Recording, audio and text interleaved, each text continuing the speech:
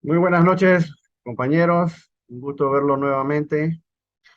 Voy a hablarles, pues, de la segunda parte de la charla que di anteriormente, que trataba sobre los inicios de la historia postal de Panamá. Pues ahora, en aquella ocasión, tratamos lo que fue la primera parte.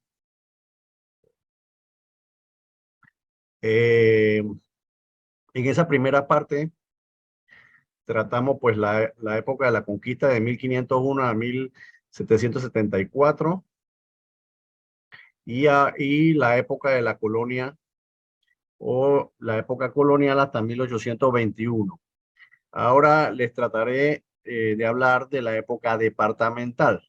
En 1821 Panamá se independiza de España y prácticamente al quedar indefenso, al quedar sin armas, sin presupuesto, como una nación nueva, pues decide unirse voluntariamente a lo que era en ese tiempo los ideales de Simón Bolívar, que era pues la creación de la Gran Colombia. Entonces, ahí inicia la época departamental, porque Panamá eh, se llamaba Departamento del Istmo, era el Istmo de Panamá o Departamento del Istmo de Panamá. Entonces, en 1821 empiezan cambios en lo que es la administración de correo.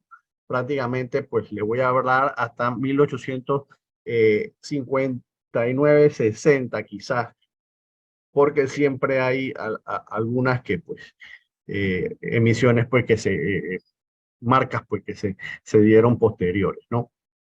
Entonces, le voy a hablar, pues, este es un periodo bien difícil y con bastantes huecos dentro de la historia de Postal de Panamá. Los primeros huecos que tenemos dentro de esta historia es que no tenemos la cantidad de leyes, pues, que hacían que se validaran todos los acontecimientos y todas las tarifas postales.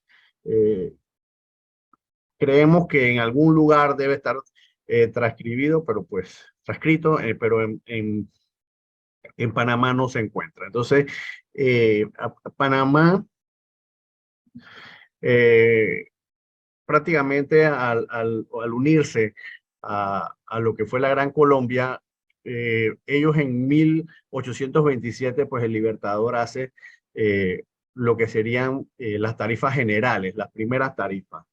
Eh, si ven, pues Panamá no queda incluido, pese a que éramos un departamento dentro de de la Gran Colombia y no quedamos incluidos dentro de estas tarifas. Está el departamento de Orinoco, el departamento de Venezuela, departamento de Apure, departamento de Zulia, departamento de Boyacá, departamento de Cauca, Ecuador, Azujay, Guayaquil.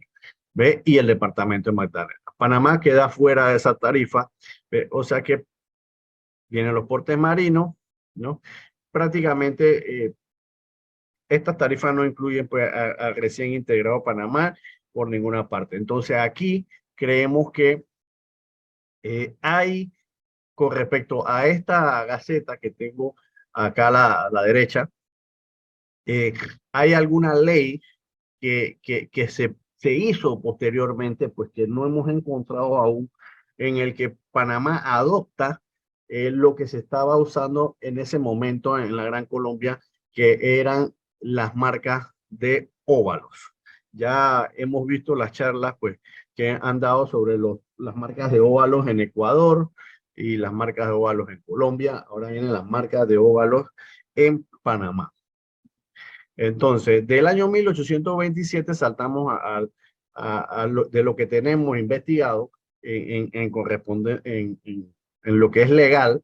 Tenemos esta circular de 14 de septiembre de 1937 eh, que habla sobre los defectos de los estados, ¿no? Y aquí, pues, tenemos la otra circular del 18 de septiembre del 37.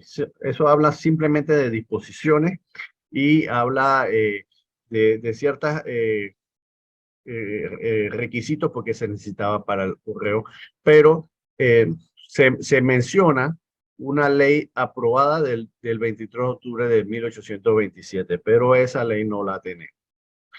Entonces, después del 37, volvemos a saltar casi pues 9 años y se crea esta ley, la ley 4 de abril del 46, que es sobre las tarifas de correo. Lo importante aquí es que en esta ley se habla de la Convención de Correos del 24 de noviembre, en el artículo 2 de 1838, donde se trata que toda la correspondencia que se comparte debiera ser aplicada entonces en toda la Nueva Granada, tanto para el territorio de Venezuela como para el territorio de Ecuador. O sea que eso pensamos que también incluye a Panamá. Y acá pues tenemos otro pedazo, ¿ve? Que habla sobre que existe una ley, que esta ley deroga la ley 23. ¿Ve? En otro, después del año 1846, saltamos al 48 y esta sí es una orden hecha en Panamá, donde se faculta y donde se le atribuye parte de lo que es reglamentación del correo.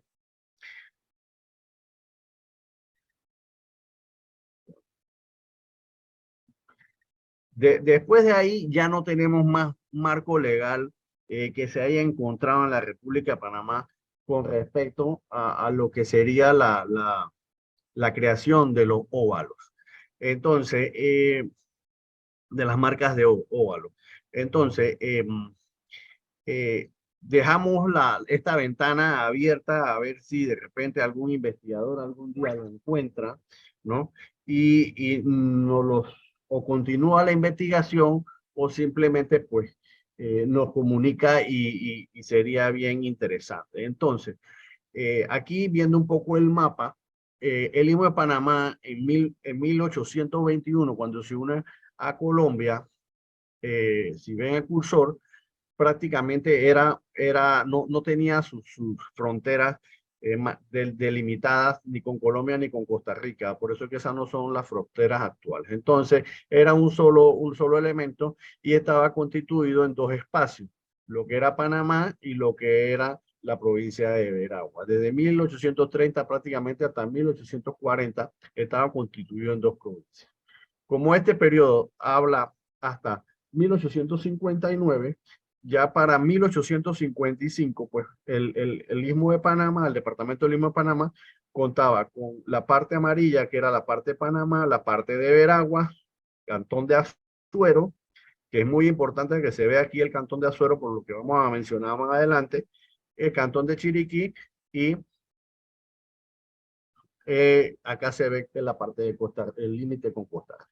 Entonces, las rutas que se empiezan a crear en los pueblos de Panamá, en la charla anterior hablamos de que se creían las primeras rutas se dieron en este triángulo: Panamá, Portobelo, Nombre de Dios y Chagre. Este era el triángulo prácticamente donde pasaba todo. Pero al independizarse Panamá de España, pues los pueblos empiezan a crecer y se empiezan a hacer rutas de correo. Entonces, la primera ruta que se hace aquí es en este pueblito que no marqué aquí, de Chorrera.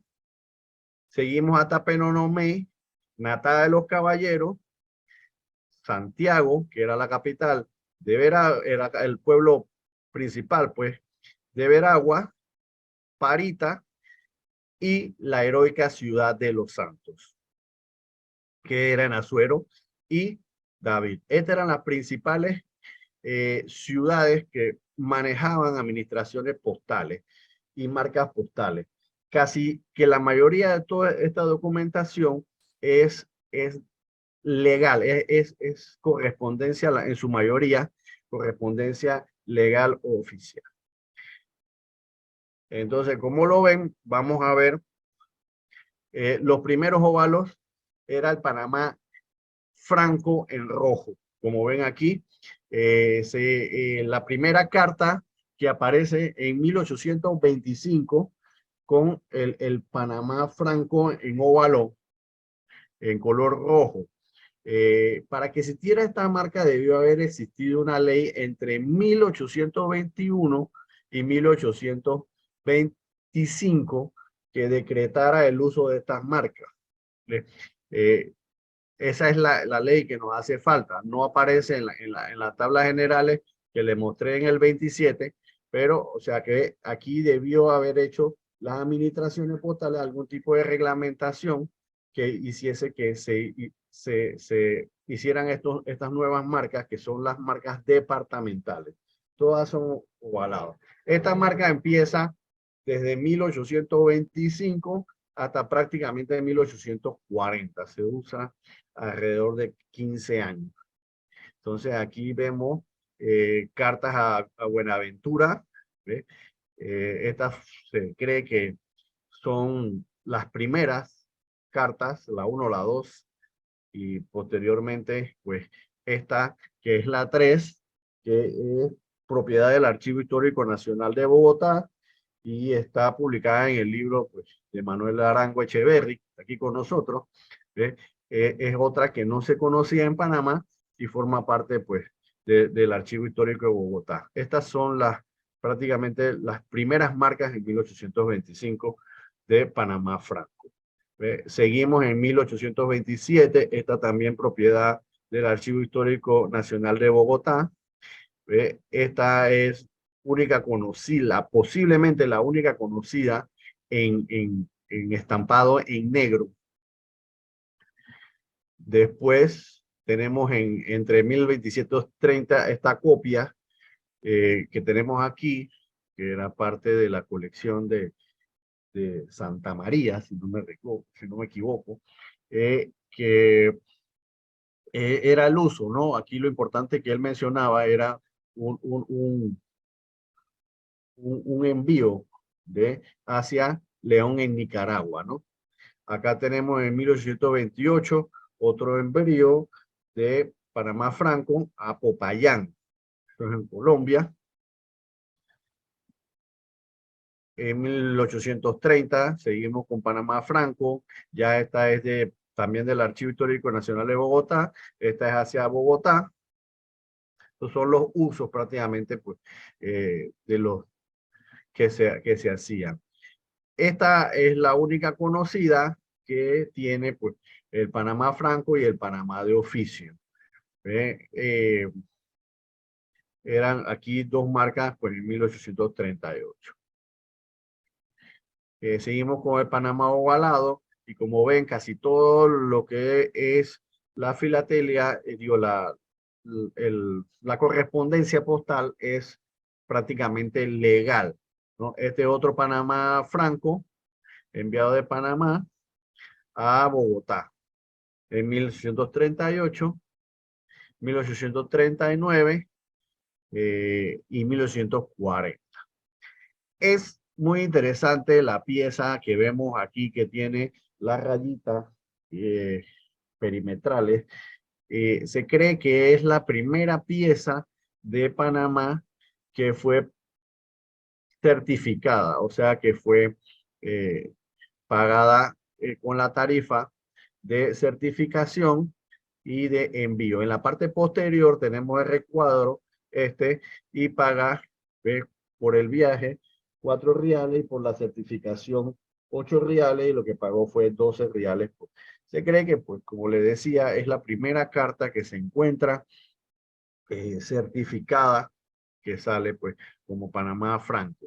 El Panamá Franco era un pago, un prepago que se hacía, las personas pagaban por adelantado, entonces ya prácticamente el destinatario no tenía que pagar el costo del envío, ¿no?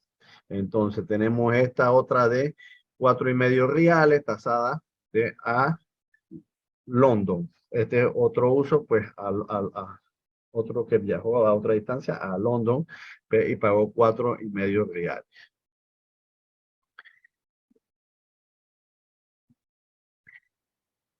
Después de los Panamá Franco vinieron los óvalos Panamá de oficio. Eran prácticamente correspondencia oficial. ¿ve? Y tenemos conocidas marcas desde 1838 hasta 1848. Panamá de oficio, esta es a Bogotá, casi todas en su mayoría son a Bogotá.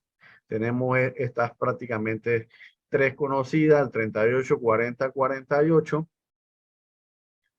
Panamá de oficio, y tenemos esta que es del 46, propiedad del Archivo Histórico Nacional de Bogotá, también legal, correspondencia legal. Panamá de oficio. Estas Panamá de oficio son bien interesantes porque se remontan a 1871, se salen de los periodos más o menos estudiados, son parte de la propiedad del Archivo Histórico Nacional de Bogotá y están publicados en el libro de Manuel Arango Echeverry, y nos llama la atención pues que es la única conocida con la marca en negro ya en 1871, y después tenemos una de 1884 única también, del doble aro Panamá de oficio, el doble óvalo de Panamá de oficio que se encuentra aquí. Este es bien importante porque si ustedes ven, todos los óvalos hasta ahora eran sencillos y ahora aparece este óvalo de esta correspondencia doble, pero en otras provincias y en otros pueblos se va a dar el doble óvalo en tiempos anteriores mientras se daba el óvalo sencillo. Para que esto se diera también debió haber existido una ley o debería haber existido un acuerdo o algún tipo de decreto o algún instrumento legal que decretara esto, estos modelos, pero no contamos con esa información hasta la fecha, ¿no? Pero sí nos ilustra, pues aquí, importante, ¿no? Este Panamá de oficio negro y este de doble oval. Entonces, esta vez viene el Panamá debe. Los óvalos Panamá debe en rojo andan desde 1849 hasta 1855 aproximadamente. Este que está aquí pagó una tarifa y media a Barranquilla, este a la Nueva Granada, o sea, Colón, Popayán, de Nueva Granada.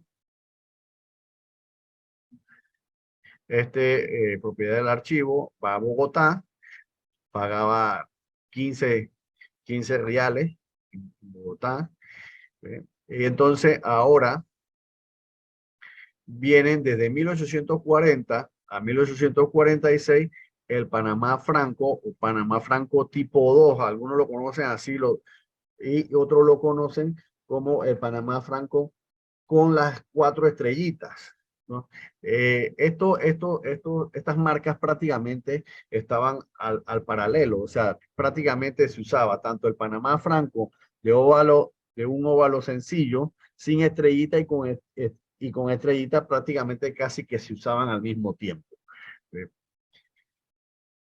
Aquí tenemos un envío, pues entonces a Bogotá, Panamá, Bogotá, que pagó 4 reales. Acá tenemos otro que eh, va a Bogotá también, paga 15 reales con estrellitas, con las estrellitas.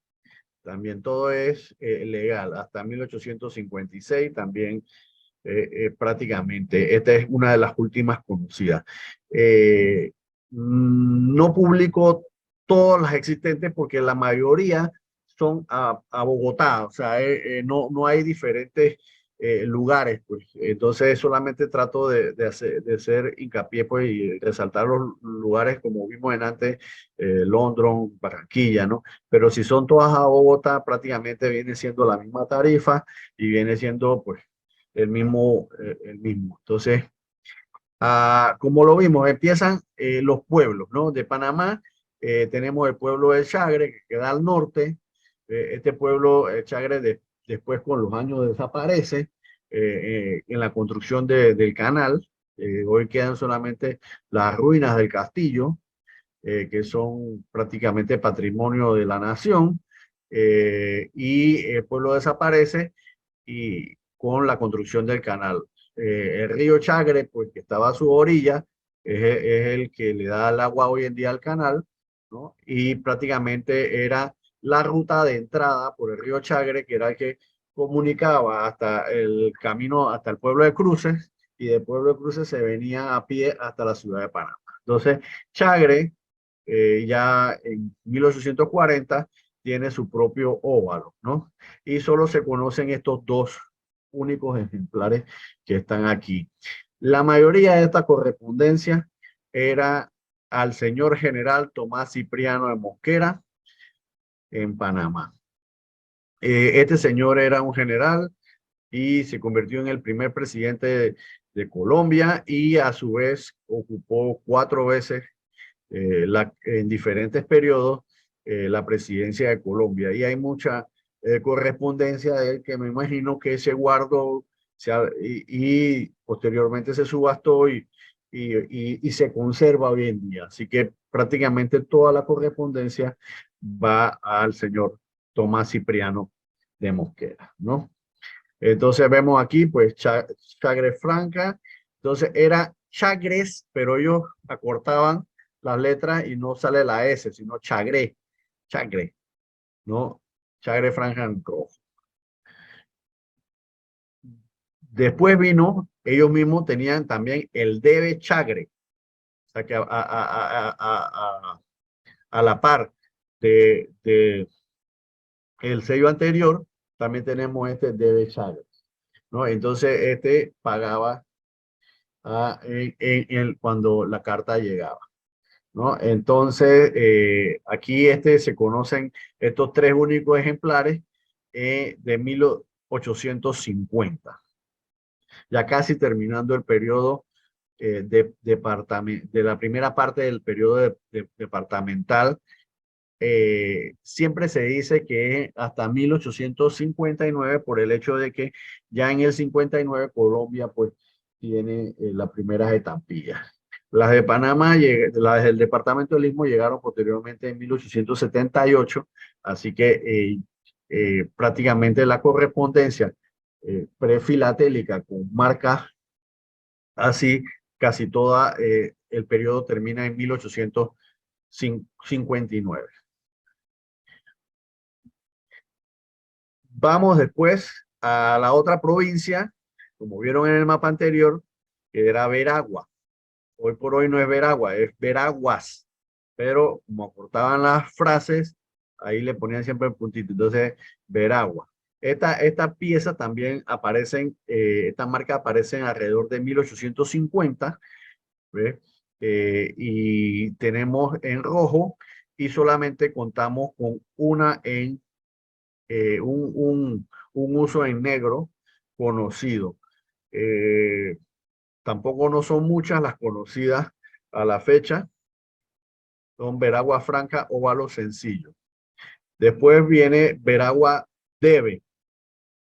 Prácticamente se conoce esta única que está aquí, que fue tachada Veragua Debe, ¿ve? Y después se puso Veragua de oficio. Nótese este doble óvalo con las estrellitas muy parecidas al que vimos Panamá de oficio de 1881. Esto era ya en 1847. Entonces, el de Panamá posiblemente, el Panamá de oficio negro pudo haber aparecido muchos años después, pero ya Veragua aparece su doble óvalo. Hablando de el Veragua Debe, esta es la única prácticamente que fue tachada, borrada y después se volvió a colocar el Veragua de oficio en 1847. Aquí se ve un fragmento pues del 30 de agosto de 1844 la firma. Los otros Veraguas de oficio que vemos aquí con doble óvalo y con las estrellitas o los circulitos estos aquí a los costados, se conocen 6. Este sería el primero. Aquí hay 2 más, veraguas de oficio, marcas ovaladas de doble óvalo, que se tienen desde 1846 hasta 1851 prácticamente, ¿no? Tenemos Veragua hacia Panamá, tenemos Veragua hacia Bogotá, o sea, de Veragua, de la provincia de Veragua hacia Bogotá, de la provincia de Veragua hacia Panamá. Eh, eh, Aquí tenemos hacia Natá, Veragua hacia Natá, que era uno de los pueblos que mencionamos en el camino, que en ese camino que iba en el mapa. Y aquí hay otro hacia Panamá. Este es prácticamente el sexto ejemplar de todos los conocidos, ¿no? Por eso repito de nuevo el de Panamá. Solamente se conocen esos ejemplares. Este es el otro, ajá, este es el otro sexto conocido hacia Panamá. Veragua de oficio. Eh, Todo era correspondencia legal. Este fue endosado con 7 onzas por un valor de 14 reales. Después vino, en 1800 se conoce, en 1847 también se conoce el David de oficio. David es la ciudad de la cabecera del pueblo de lo que es Chiriquí, prácticamente como les había puesto en el mapa de la esquina superior derecha, eh, ya aparecía la provincia de Chiriquí y aparece la provincia de Chiriquí. David, pues era su cabecera, ¿no? Entonces, ya ve que en 1847 ellos también tienen el doble óvalo, pero solo ellos lo usan en negro. Este doble óvalo, David de oficio, pues aquí tenemos un uso a Santiago de Veragua, Santiago, que era la capital del pueblo de la provincia de Veragua. Y aquí tenemos otro porque sí estipula hacia Veragua en 1850. ¿Ve? Solo se conocen esos dos ejemplares, se conocen de ese uso, de esa marca ovalada. Entonces tenemos, estas son unas marcas, la marca Veragua. Estas marcas son como la marca de los pueblos. No eran ni para un uso legal, ni para un uso, me imagino, de correspondencia normal para las personas.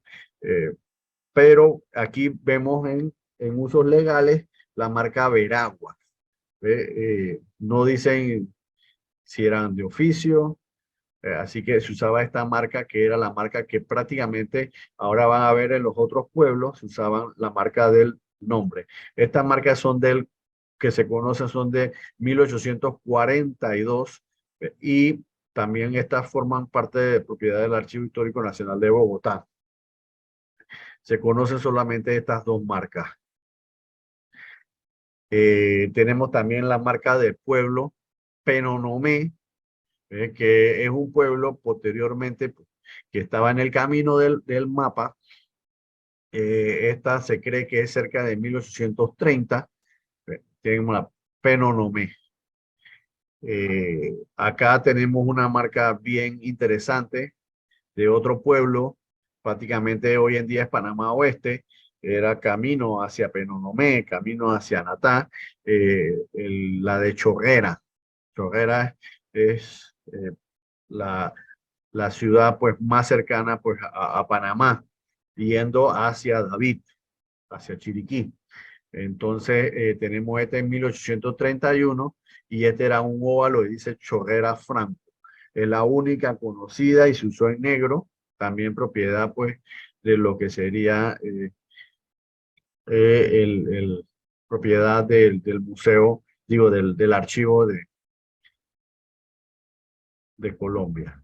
Este es otro pueblo de estas, existen dos cartas, traté de buscar la otra, pero no pude encontrarla, así que esta es la del pueblo de Parita.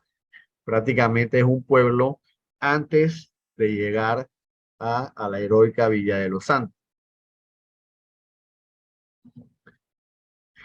Aquí tenemos la famosísima marca HCD, casi siempre esa tiene la E montada, LS, y aparece con otra marca franca.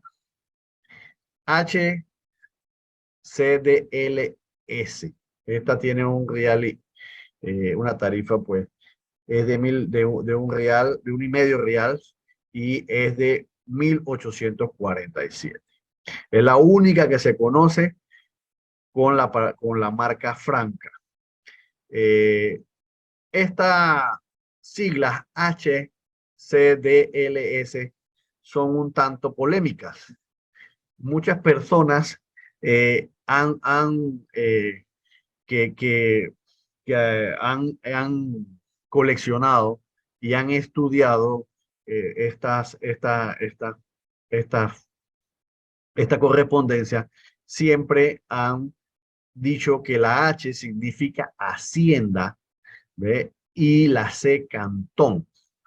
Eh, eh, eso es un error interpretar eso como H de hacienda y C como cantón.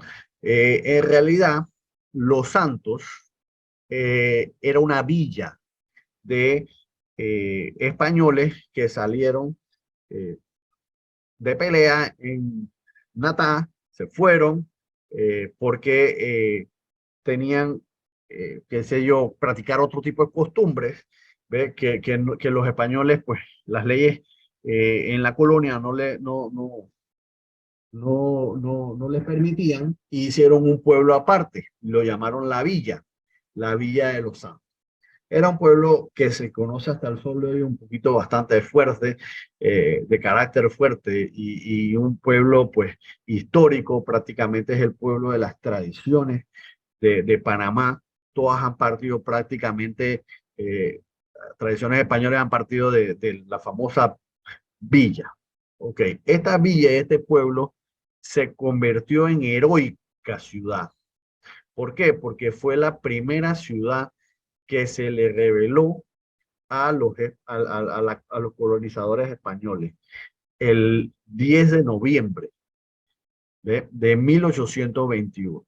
Y eso dio paso pues a que otros pueblos tomaran su ejemplo, ¿no? Y se rebelaran, y en cabildo abierto hacían sus declaraciones de independencia, hasta que después del 10 de noviembre hasta el 28 de noviembre de 1821 llegaron todas esas declaraciones de independencia a Panamá, y Panamá también en cabildo abierto pues declara su independencia, ¿no? Al declarar su independencia, Simón Bolívar, el libertador, pues se entera de que Panamá, por medio de esta villa, eh, se entera de que esta villa hace la independencia de España sin derramar una sola gota de sangre y sin luchar. Simplemente fue el pueblo se decidió y tomó rienda en el asunto y se declararon independientes. No hubo combate, no hubo guerra, no hubo nada, ¿no? Entonces, en 1822, al enterarse de esta historia, el Libertador pues los declara a ser parte ya de la Gran Colombia, como les quita el nombre de pueblo o de villa y los menciona con el título de heroica ciudad de los Santos. Eso fue todo un acontecimiento entre 1823 aproximadamente hasta, cuidado que hoy en día, eh, pero siempre se empezaron a llamar heroica ciudad, heroica ciudad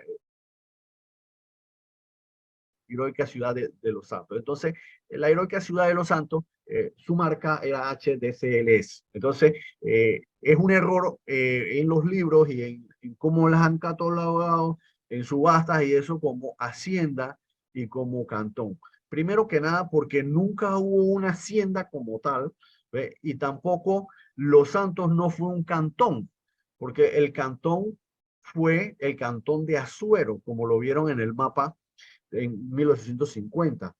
La Villa de los Santos pertenecía a la provincia o cantón de Azuero. O sea, era el pueblo prácticamente cabecera del cantón.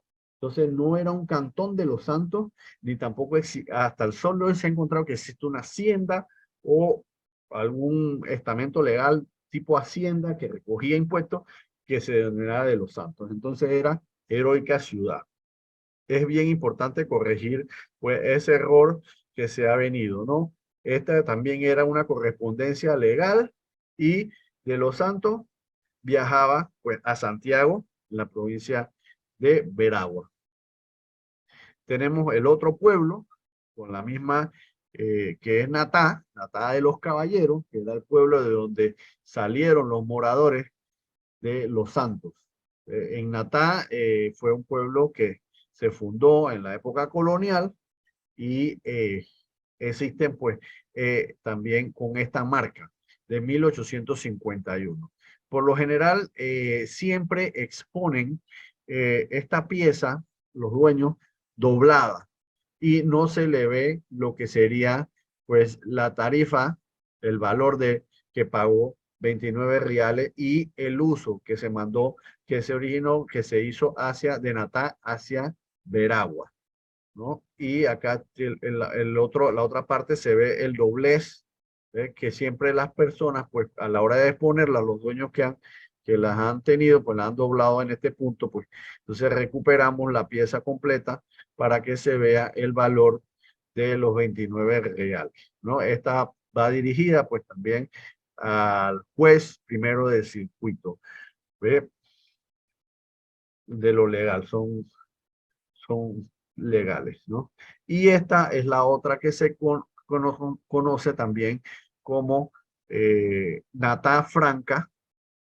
Son dos que se conocen y esta franca fue borrada, la tinta china, ¿no? Fue borrada por la palabra franca. También va dirigida de Natá a Veragua.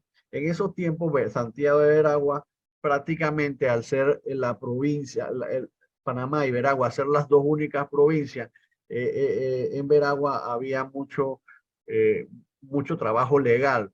eh, y entonces se hacía mucha correspondencia hacia Santiago de Veragua.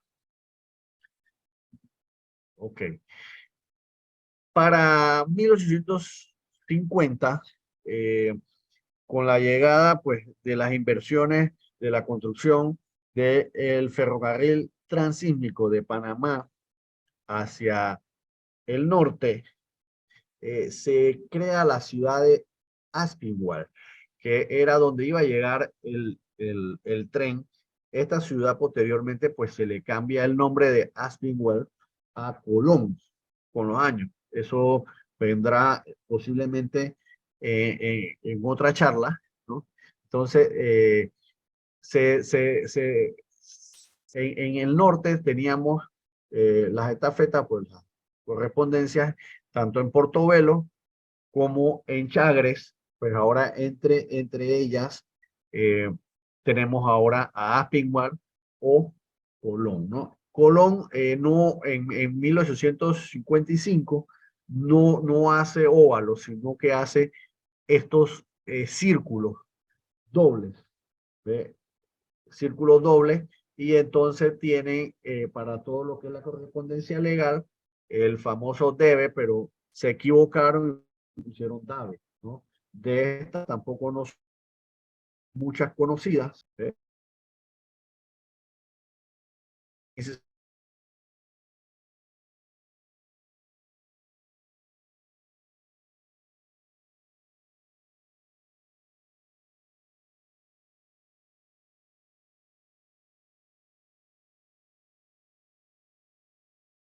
Y la del 20 de mayo de 1957 no tenemos aún imagen.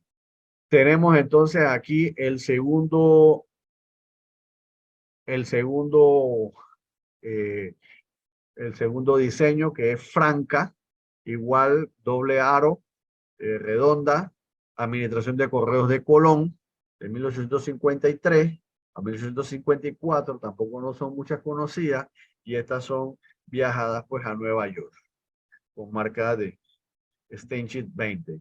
Acá tenemos otras dos más a Nueva York en 1859, y estas ya son de tránsito, salieron de Bogotá por tránsito por Colón, Franca, tienen la marca azul que ven aquí, Bogotá, Franca, ¿ve? Y fueron enviadas de Bogotá a Colón, pero llevadas a Nueva York por lo que llamaron, lo que llamaríamos entonces ya en 1860, lo que empezó en la era de los agentes encaminadores. Los agentes encaminadores, más que todo, eran cónsules o eran personajes políticos con cargos en el gobierno que viajaban y transportaban correos. Entonces, en este caso, tiene esta marca pequeña eh, enviada por CJ Fox desde Aspinwall. Aspinwall es Colón, esa era su marca, ¿no? Acuérdense que después el nombre de Aspinwall se eliminó porque era el apellido del fundador del el, ¿cómo se llama? El ferrocarril transísmico y se puso Colón. Entonces, él como cónsul en Colón, él llevaba la correspondencia pues a Nueva York. Entonces, él era el agente encaminador. Los agentes encaminadores en Panamá fueron muchísimos y hay muchísimas marcas de eso. Solamente daría un espacio como este para hablar de encaminadores.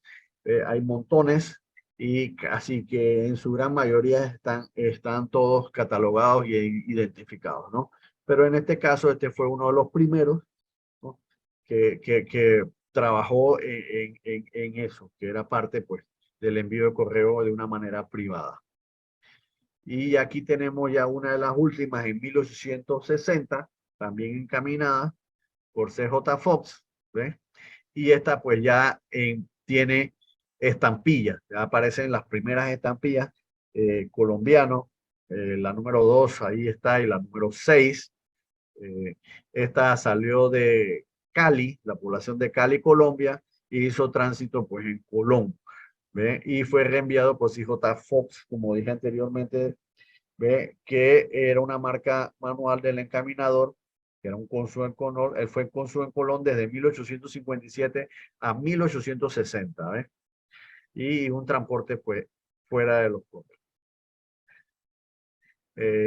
Por el momento, eso ha sido todo por hoy y pues dentro de nuestro agradecimiento, como siempre, le agradecemos a todo el grupo de mi oficina la oportunidad de poder haber dado esta charla, a Federico Brit, a Patri Lamas por prestar las imágenes de sus piezas, igual Jim Cross, también a Manuel Arango Echeverry, toda su información que está contenida en los libros, a Álvaro Castro también, y bueno, ahí hay alguna bibliografía y espero pues que les haya gustado esta continuación de lo que es la historia postal panameña. Gracias, Edward. Muy interesante.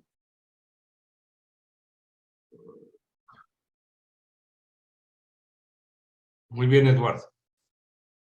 Gracias. ¿Preguntas o comentarios? Oye, Eduardo, en la época colonial, Panamá, ¿a qué parte pertenecía? ¿A Colombia o a dónde estabas? Panamá era más, era parte prácticamente de lo que era la Nueva Granada, de Castilla de Oro, era pegada a Colombia, Castilla de Oro. Sí. Panamá nunca fue pegada a las, ¿cómo se llama? Repúblicas centrales. Más bien, hubo una frontera que no se notó por muchos años y era el Ducado de Veraguas. El Ducado de Veraguas era parte de las tierras que fueron colonizadas por Colón, se les dieron las heredaron los hijos Diego de Colón, y por muchos años los españoles pues respetaron ese espacio, ¿no? Que era un espacio que había prácticamente entre Panamá y Costa Rica. Era una franja que no se usaba ni era parte legal porque le pertenecía pues a los herederos de Colón, hasta que ellos renunciaron a esa tierra y esa tierra entonces pasaron a formar parte pues de la parte panameña, de la parte panameña, pero tampoco hubo nunca una frontera con Costa Rica. Entonces, las fronteras ahí siempre han sido un tema, ¿no? Muy bien, Eduardo. Edward, una curiosidad. Cuando se crea el tren interistmo, como mencionabas, y Aspinwall se desarrolla como el punto final de esa línea, ¿eso le resta importancia a Chagres como como puerto de salida hacia el Atlántico? ¿Cómo fue esa transición? Porque creo que por mucho tiempo después todavía Chagres y Aspinwall seguían sirviendo correo hacia el exterior, ¿no? ¿Cómo fue ese periodo? Sí, sí, correcto, sí seguía hasta que vino la construcción del canal por los franceses. Entonces, ahí sí prácticamente entonces desaparece Chagres porque se utiliza para la construcción del canal y queda Colón. De Colón se vuelve la capital del norte, prácticamente. Entonces, como tenías la estación del tren, ya los vapores empiezan a llegar a la estación del tren, ya no llegabas al otro lado del río, ¿no? ¿Y en qué año pierde importancia Chagres? Me imagino, no lo tengo a ciencia cierta, pero pudo haber sido 1860 por ahí, ¿no? prácticamente. 1855 ya Colón tenía su tren, en 1860, en los 70 viene rápidamente. La historia ahí nuevamente nos da otro giro porque al independizarnos de España, como lo ven, el país empieza, ¿no?, a desarrollarse hacia David, ¿no? Hacia el lado de Costa Rica. Entonces, se va desarrollando eso, pero con la llegada de la inversión de hacer el ferrocarril transísmico y posteriormente el canal, esos pueblos nuevamente pasan al olvido y se crea entonces otro capítulo que son los pueblos de la ruta.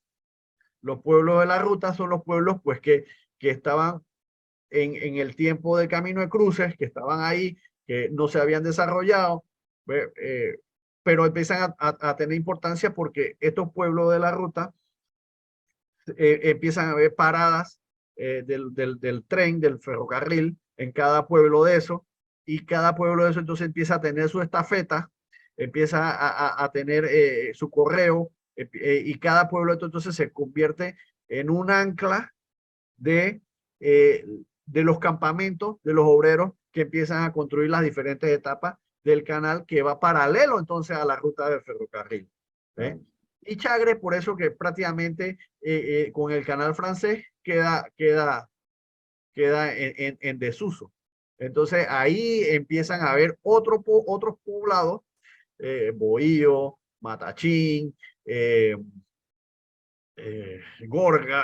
sí, Gorgona, Miraflores, todos estos pueblos que estaban en la ruta empiezan a emitir correo. Entonces, se vuelve más interesante porque empiezan a emitir correo tanto para franceses, tanto para los ingleses y para los británicos. Hay una mezcla de prácticamente de tres nacionalidades en toda esa área y casi que no empieza, ya no hay correo entonces hacia el interior del país. O sea, se vuelve importante nuevamente la ruta transísmica. Y imagínate que después, con la construcción en en 1914, ya con la inauguración del canal, entonces todos esos pueblos desaparecen. Los americanos mandan a eliminar a todos los pueblos de la ruta y todo eso nuevamente se pierde. Por eso que ese viene siendo otro capítulo, ¿no? Claro. Entonces nuevamente los panameños pierden esa parte e inicia nuevamente lo que es el desarrollo entonces hacia el interior. Pero como esa era la zona de trabajo, la zona de la ruta, hay mucha migración interna hacia esos lugares, ¿no? Así que, pero ahí se pierden muchos poblados, ¿ves? Eso es un interesante tema que creo que iría después de este tema, que podría prepararlo para más adelante.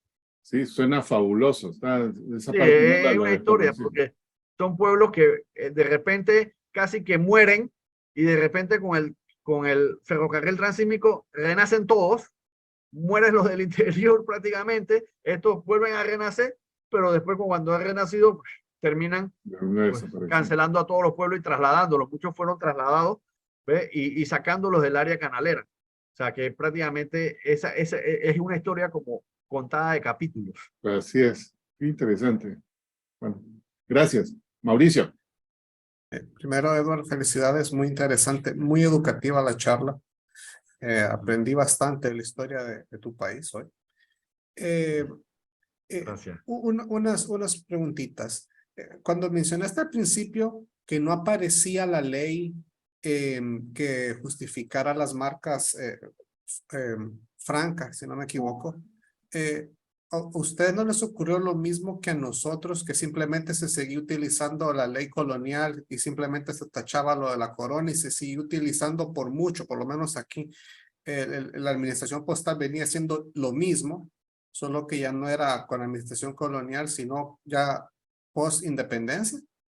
O sea, ¿no se sigue utilizando la misma ley? ¿O ustedes están seguros que hubo una ley nueva que justificaba esas marcas? Ok, en un principio, como 20 años por ahí aproximadamente, se usaron muchas marcas españolas. Ujú.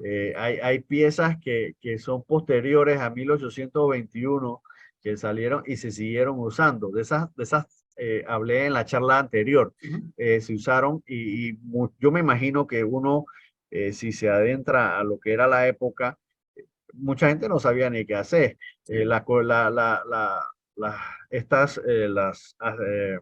administraciones postales de correo, pues no Ujú. tenían, me imagino que muchas cosas definidas, ¿no? Entonces, sí se usó casi que hay marcas que tienen 10, 12, 15 años posteriores a 1821 que se usaron, que son de usos tardíos, que se Ujú. llama, pero de repente aparecen estos óvalos Ujú. que por algo también aparecieron en Ecuador y también aparecen en Colombia, ¿no? Entonces ahí es donde en el punto de que si aparecen en Ecuador y ya creo que fue Juan Pablo el que nos dio una charla donde ellos sí tenían sus reglamentaciones y su decreto, igual creo que Manuel en Colombia, ellos ya tenían en Panamá.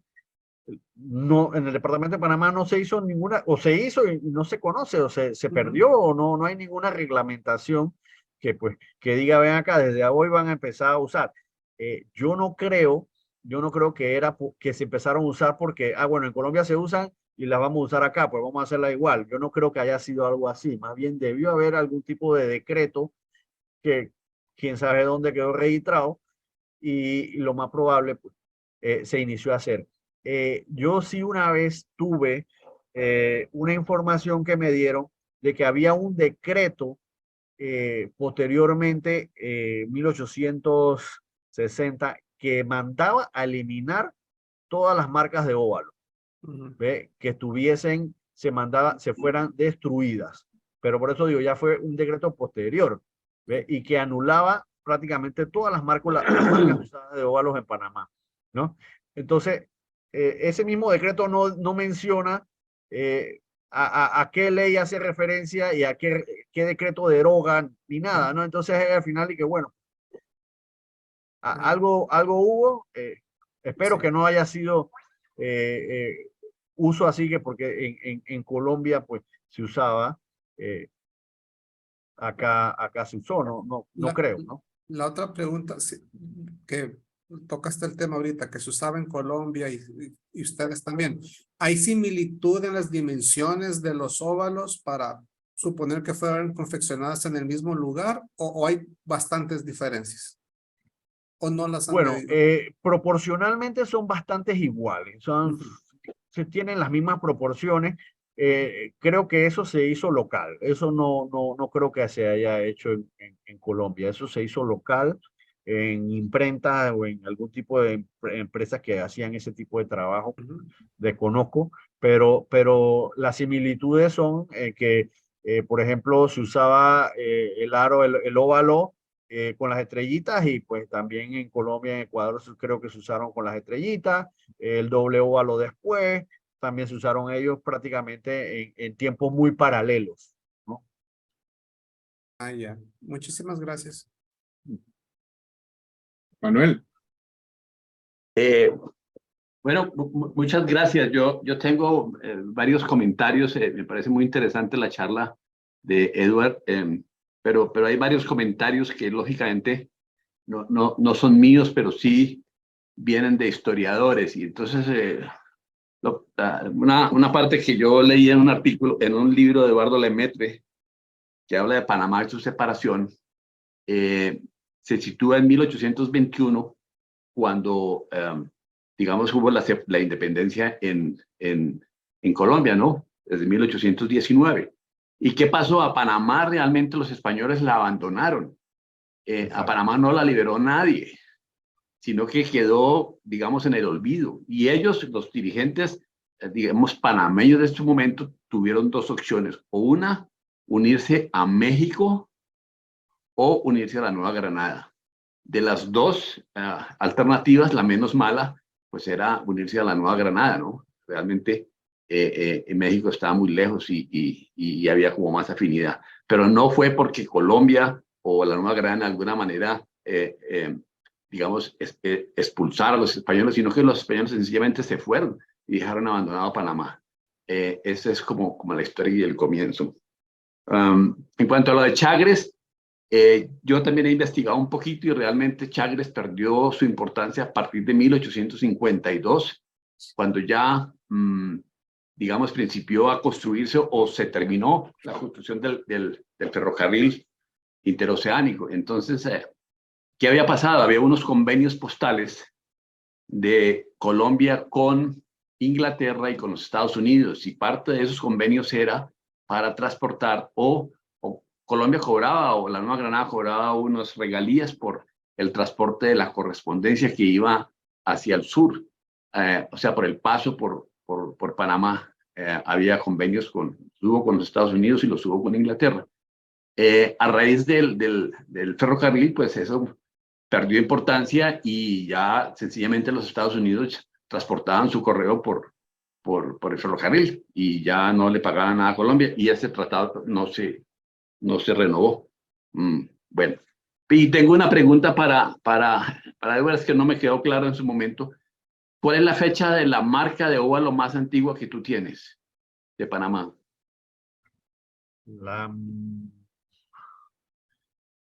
Tal vez 1825. 25, sí, 25.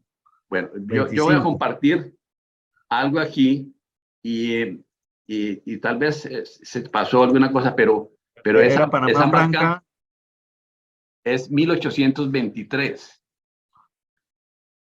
¿Se ve la imagen? Sí, sí. Muy bien. Entonces, si tú miras aquí, este es un Panamá Franco, es una carta de 1823.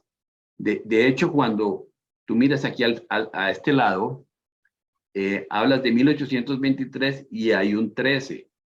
Y esto quiere decir que eso se cuenta a partir de 1820, que es el año de la independencia, y de 1810, perdón, que es el año de la independencia, y todas las cartas oficiales llevaban esas dos fechas. Si era 1824, entonces este era un 14, si era 1825, esto es un 15, y así. Entonces aquí no hay ninguna duda, porque está perfectamente pegada la carta, de que este sobre es de 1823. Preguntaba anteriormente si esos marcas fueron hechas, y en mi opinión fueron hechas en Panamá. No existe en ninguna parte de Colombia una marca circular de esta fecha. Hay posteriores, 1827, 26, algo así, pero no de ninguna otra parte. Luego esto es netamente local. Y en cuanto a las legislaciones, yo he buscado por muchísimas partes y no he podido encontrar todavía ninguna, ni siquiera de la época colonial. O sea, no existe ninguna disposición que diga que las marcas hay que hacerlas de cuadradas, redondas, en rojo, en verde, en azul. No existe absolutamente nada, y mucho menos de esta época. Algo hay hacia 1850 y tanto, donde estas marcas, que eran de óvalos, había óvalos sencillos y óvalos dobles, en varios colores, y hay una teoría de Juan Santamaría donde un color azul era para las cartas que llegaban, las otras que salían. Bueno, no está muy claro de ese tema, pero es muy difícil encontrar. Yo no he encontrado nunca ninguna legislación que diga cómo se deben hacer las marcas o cómo hay que hacerlas, ni nada. Así que la tarea que tiene Edward es casi que imposible. Yo voy a tratar de buscar con maña, ya que estoy un poquito de vago, si existe alguna disposición o algo sobre legislación sobre Panamá. Sí existe sobre muchas cosas. Aquí estaba buscando, por ejemplo, y hay un acta de 1825 que habla de un congreso de 1825 y ahí aparece, pues, Panamá, aparece Isidro Arroyo, que es Pedro Lazo de la Vega, que era un delegado. En Veraguas aparece Juan Arosemena. Entonces sí estaba, y esto que estoy hablando de Sí, 1825. Entonces ajá, debe ese haber, congreso sí yo lo mencioné ahí, sí, bueno, sí, debe sí, haber que fue con de otros Ecuador. lados, de pronto un poquito anteriores. Pero acuérdese pues que la formación de una república como fue la República de Colombia fue muy complicada porque pues, eso Exacto. venía de ceros y prácticamente había quedado un país muy indefenso y muy pobre. Entonces se fue haciendo como de la nada. Y esta era lo que yo tenía. Si quieres, te comparto esta marca para que tú la tengas y sepas que estamos hablando de 1823. A mí me llamó mucho la atención este 1823. Y no puede ser una marca posterior, o sea, que se haya puesto, no, No creo. No creo porque es una carta oficial que viene de Panamá, que va para Bogotá, a la Corte Suprema de Justicia y tal, y está esta marca. Y además esto está en el Archivo General de la Nación, o sea que no es que alguien, por ahí algún coleccionista curioso claro. o interesado haya querido ponerle una marca allí para adornar la carta o hacerla más valiosa. Esto pues está en el archivo, así que yo no creo que haya sido manipulado. Entonces, viendo eso, podemos resumir lo siguiente.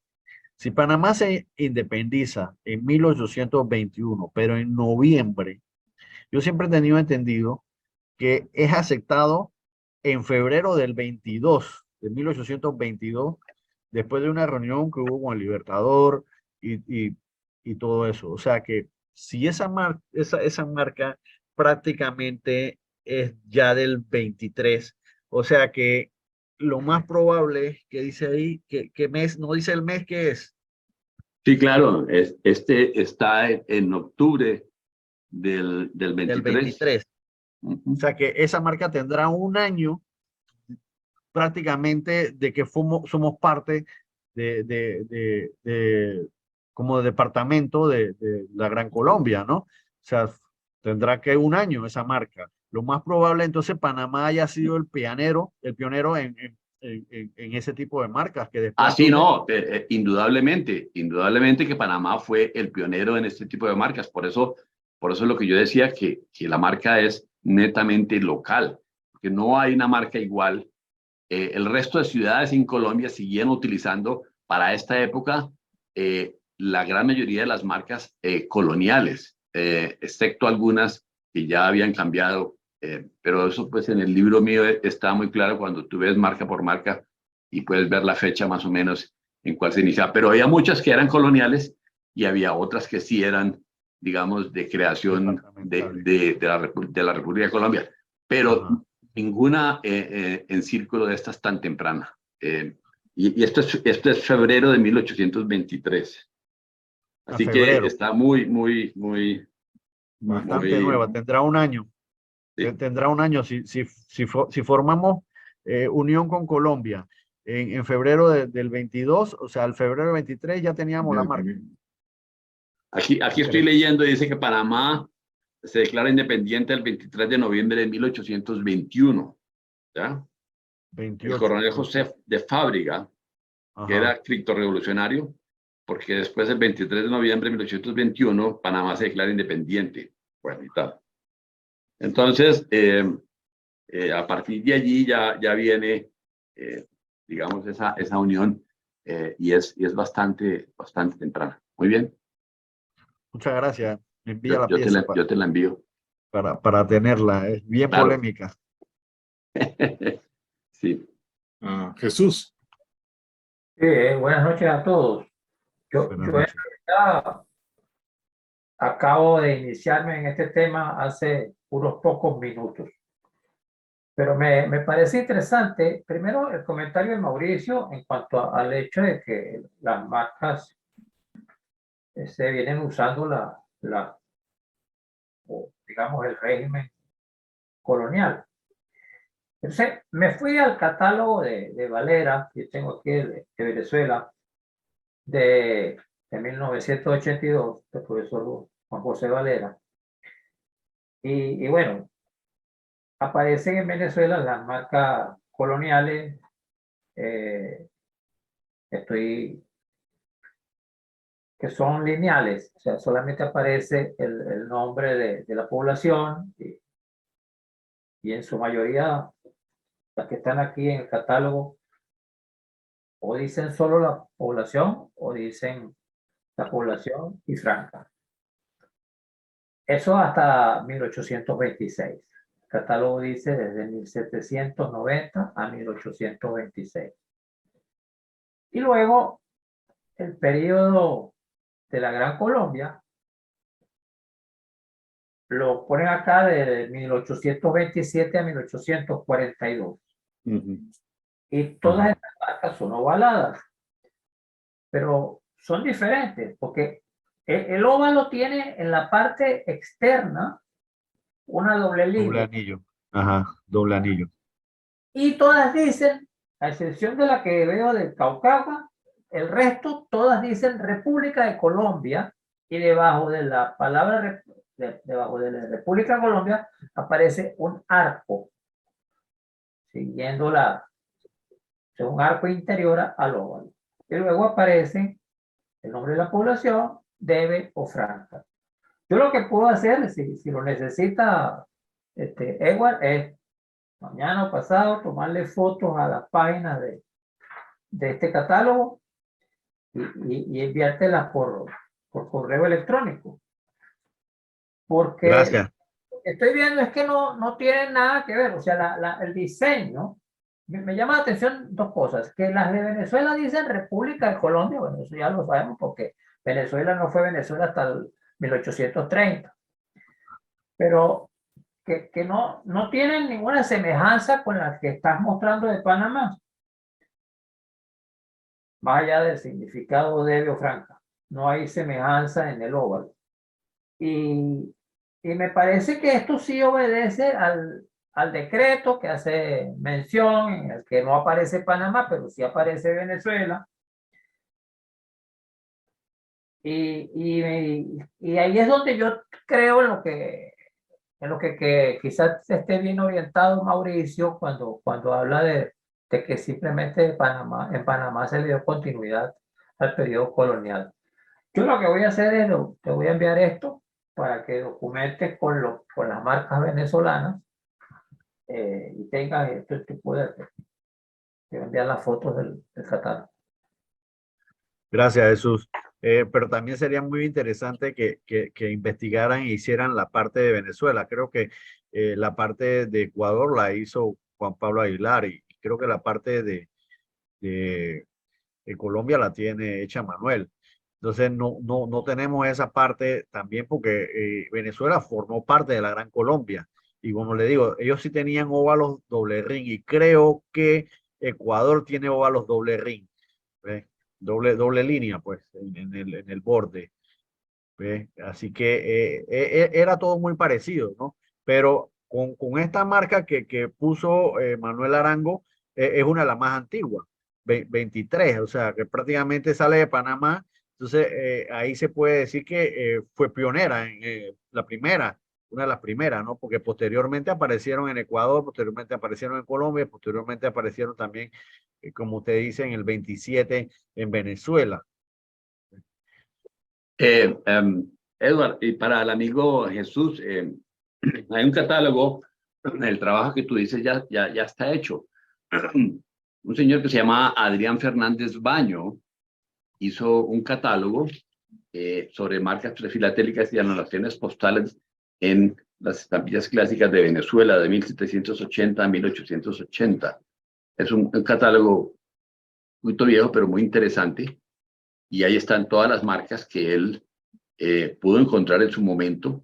Hay algunas que le faltan, pero están la gran mayoría. Entonces, se puede ver perfectamente, pero no hay ninguna marca similar a esa de Panamá dentro de las que hay. Y las de la República de Colombia, pues sí, esas salieron a partir de la creación de de la mal llamada Gran Colombia, ¿no? Y esos eran óvalos dobles, con República de Colombia arriba y luego el nombre de las poblaciones en la mitad, con el franca o con el debe o de oficio. De todos hay de Ecuador, hay de Colombia mucho y de Venezuela, por supuesto. Pero esas de óvalo sencillo, tan solo hay una similar de San José de Cúcuta, como de 1790, que es bastante curioso. Pero en cuanto a disposiciones, yo nunca he encontrado nada al respecto y creo que nos vamos a ir de este mundo sin encontrar esa legislación. No diga eso, no diga eso. Por ahí aparece. No creo. Pero bueno. Por eso estoy haciendo el video, para que el video quede en internet y si nos vamos, Bueno. a alguien le quedará eso. Que encuentre eso del abone perdido ahí. Y se encuentran, ¿no? Porque estaba leyendo de esta estampilla famosa española, el 2 reales azul, el 2 cuartos azul. Sí. No se sabía absolutamente nada. Y José Antonio Reyes, en una de sus búsquedas, se encontró por accidente toda la explicación. Entonces, que no nos extrañe que de repente también por accidente se puede encontrar algo acá, ¿no? Sí, lo que pasa es que hay que primero encontrar los ratones de biblioteca, que son los que Eso sí. escudriñan ese tipo de cosas y él es un hombre muy apasionado, investigador y va de un lado para el otro y se encontró con eso de un momento a otro. No lo estaba buscando, pero se lo encontró. Luego solamente las personas que hacen ese tipo de actividades, pues posiblemente. El resto casi que somos copy-paste, ¿ya? Sí, bueno. En Panamá se está dando ahora que pues se han salido unas partidas para digitalizar pues todo lo que hay en el Archivo Nacional. Prácticamente no había mucho porque todo se mandaba a Colombia y todo se mandaba para España. Aquí no quedaba nada, pero aquí, lo que hay se ha empezado a digitalizar. O sea que lo más probable es que en unos años algo se pueda encontrar. Yo sí sé, y porque me lo ha contado Federico Britt, él sí se pasaba meses completos sentado viendo papeles por montones de horas y lo que él ha encontrado es lo que hay. Pero quién quita en verlo ya después digitalizado, pues desde la comodidad de la computadora o desde la comodidad en línea, analizarlo y verlo de otra perspectiva, a lo mejor salgan algunas cadenas o eslabones de eso, ¿no? Así que podría ser más adelante, quizás. Exacto. Muy bien. Edward, una curiosidad también, siguiendo la línea que empezó Jesús con el inicio de las marcas ovales y el semiarco que tienen arriba. Yo también tengo un catálogo de Venezuela, este es de Aurelio Blanco, del 2008, y en la parte final tiene un listado de los matasellos, y me llamó la atención porque una vez que terminan estos ovales, empiezan los circulares que curiosamente acá dice que son del periodo de la época de Páez, van del año 48 hasta el 83, y son circulares y son bastante similares a los que mostraste de Panamá. De Colón, ajá. Sí. Exacto. Y hay un montón. O sea, mi pregunta sería, ¿hubo alguna influencia, administración o algo por no se ve bien por el background, pero ahí están, son varias? ¿Hubo algo de Bueno, influencia los de de Panamá Venezuela en Panamá durante esa época? no creo, pero los de Panamá me imagino fueron influenciados por los americanos, porque eso eran de 1850, o sea que, y nacen en Colón, en Aspinwall, o sea que prácticamente nace como la terminal del ferrocarril interoceánico, ¿ve? Entonces lo más probable pues que estos también sean pioneros a los de Venezuela, si son de 1860. Sí. ¿Son de 1860? No, acá habla de la época Páez que empiezan en el 4-2. No, perdón, 4-3. 4-3. Y se extiende hasta el 83. Cosa Sí, que hasta el 83, 40 años. ya en el 58 aparece las primeras estampillas. Pero yo Sí, pienso en lo que acaba de decir de que la influencia más bien es norteamericana. exacto. Para ambos casos. Sí, más bien también está la historia de que Panamá pudo haber tenido una estampilla en 1855, mucho antes que Colombia, pero cuestiones políticas no se realizó, pero sí hay una legislatura donde el doctor Justo Arosemena, él hace un decreto y manda a hacer, por ejemplo, 2 estampillas para Panamá. Creo, si no me equivoco, tendré que buscarlo, una de 5 y una de 10 centavos. Y en Colombia, en ese momento, no habían estampillas aún, ¿no? Y en Panamá no se hacen, pero siempre esas estampillas, el diseño era con el escudo de la Gran Colombia en sus esquinas. Eso está todo descrito en la ley. Y siempre se dijo que fueron inspiradas en las 5 centavos y 10 centavos, creo, azul y no recuerdo si roja de las americanas, porque ya en suelo panameño empezaban a correr estampillas americanas, ¿ve? No corrían, no circulaban pues estampillas colombianas hasta 1859. ¿Ve? Así que el primer intento de hacer una estampilla, digamos que lo que fue la Gran Colombia fue en 1855 en Panamá, pero no, esas sí quedaron en decreto solamente, ¿no? ¿Ve? Y de eso sí se conoce, ¿ve? Y eso fue inspiración americana, más que todo, por lo del tema del ferrocarril y el traslado, como dijo Manuel, de la correspondencia por el ferrocarril transísmico. El otro punto es que, Henry, la Sí. referencia que haces a Aurelio Blanco, en realidad Aurelio Blanco es un catálogo menos especializado que el de Valera, lo que le hace, o sea, él, tras la muerte de Juan José Valera, toma y le da continuidad al catálogo de Venezuela, no con la profundidad de Valera, pero sí con los derechos de autor. Y de hecho, que el año pasado, quien preside el Club Filatélico de Caracas, hace algo que en realidad es continuidad de lo de Aurelio, y cada vez con menos detalles. Y lo que dice Manuel del antecedente pues, escrito, de otros personajes, tengo que revisar las revistas no tengo todas, pero sí tengo algunas del Club Filatélico de Caracas, y creo que sí me parece haber visto algo referente, o sea, a la referencia que da Manuel Arango.